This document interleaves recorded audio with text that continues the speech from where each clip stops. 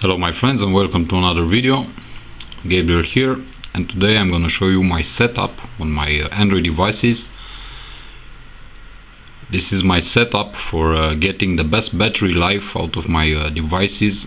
As you all know, Android tends to consume a lot of resources, and battery, it's one of the points where Android still lags behind other OS such as Windows Phone, and this is talking me from my experience.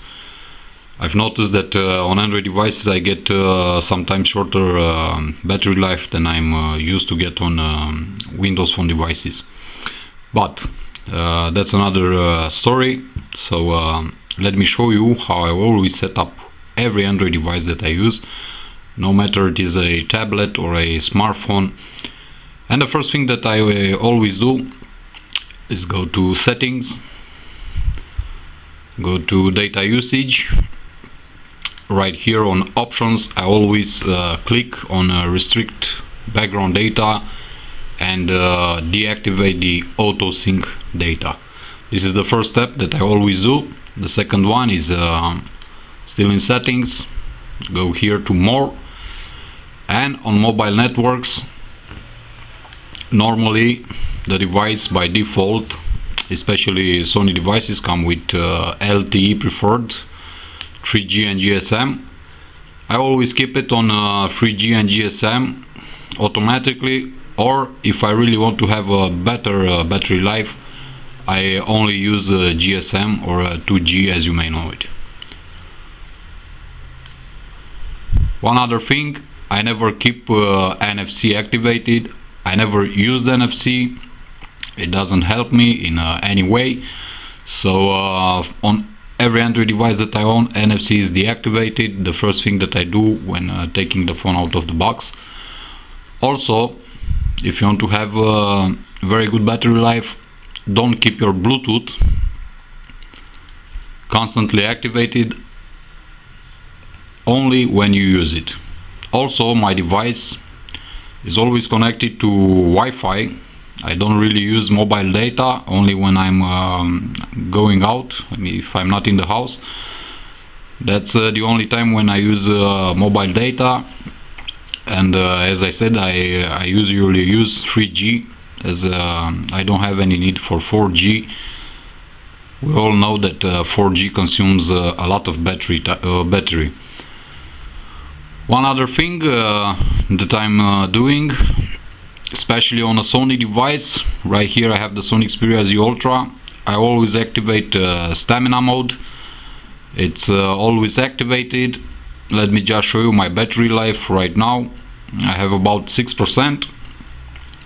My phone is up for 15 hours and 20 minutes, and my screen on time is close to 5 hours. Considering that I watched an online movie, that I played a lot of FIFA 15 today, and watch a lot of videos on YouTube and so on. It's not a bad screen on time, trust me.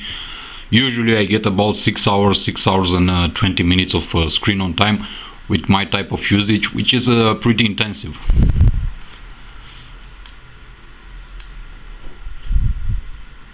Another thing, in date and time, normally I untick automatic date and time zone, and pretty much leave it like this.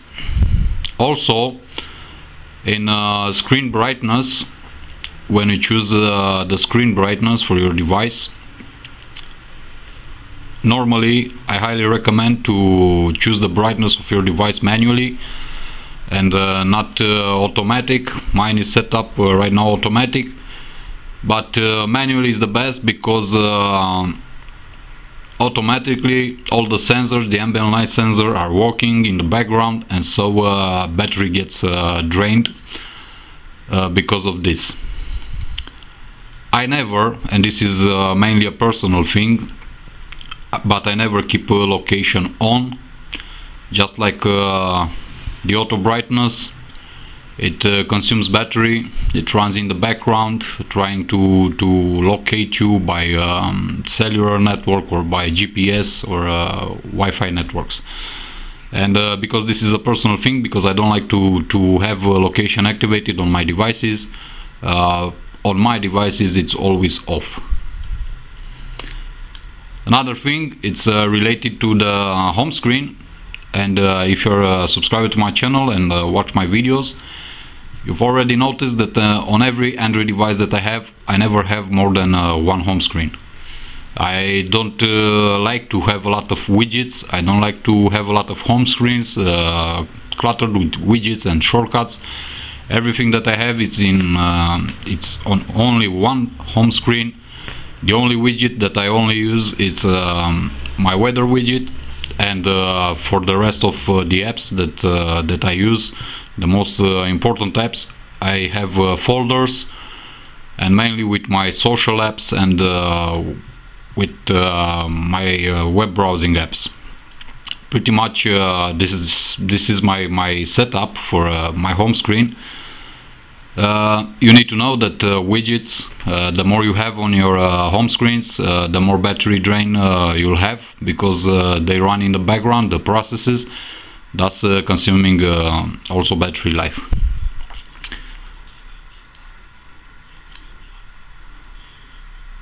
Another thing, still in display and still related to Sony devices, I don't really use Xreality for mobile. I consider it to be, let's say, not the best thing from what I noticed. I don't really like the results in gallery and also when watching movies. Some of you may like it, but I don't, so I never tick the Xreality for mobile box. Also, sleep time after inactivity, mine is always set to 1 minute. Of course, for better battery results, you should set it to 15 seconds or at least 30 seconds. Mine is always on 1 minute because I constantly use my device, so I don't really like to hit the power on button always. Still, regarding the setup, it's in sound. For example, I never keep the vibration on, not even for ringtones. I don't need it. I can hear my phone ringing loud and clear. I don't use haptic feedback also. It's a big consumer in terms of battery, so keep in mind deactivating the haptic feedback and vibration increases battery life also.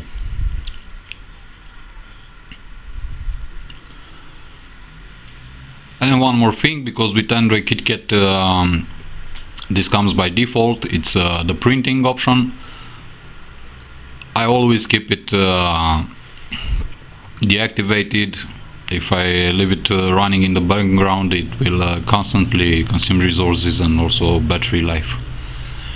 This pretty much does it for my for my device setup in terms of battery life and how to get the best battery life. One more thing, I never keep backup and reset enabled. As you can see, it's disabled everything. If I want to do a backup, I'm gonna manually do it, and so on. Also, my email accounts are all set to manual synchronizing, and all the other accounts, my Yahoo, my Gmail account, and Facebook, and so on. Everything that I said in this video, you need to know that it depends a lot on the type of usage that you have with your device. So keep in mind that getting the best battery life out of your smartphone, out of your Android device, depends a lot on how you use it. This pretty much does it. Thank you for watching this video. Hit the like button, share, and also subscribe to my channel for future content. As always, your friend Gabriel signing out. Peace.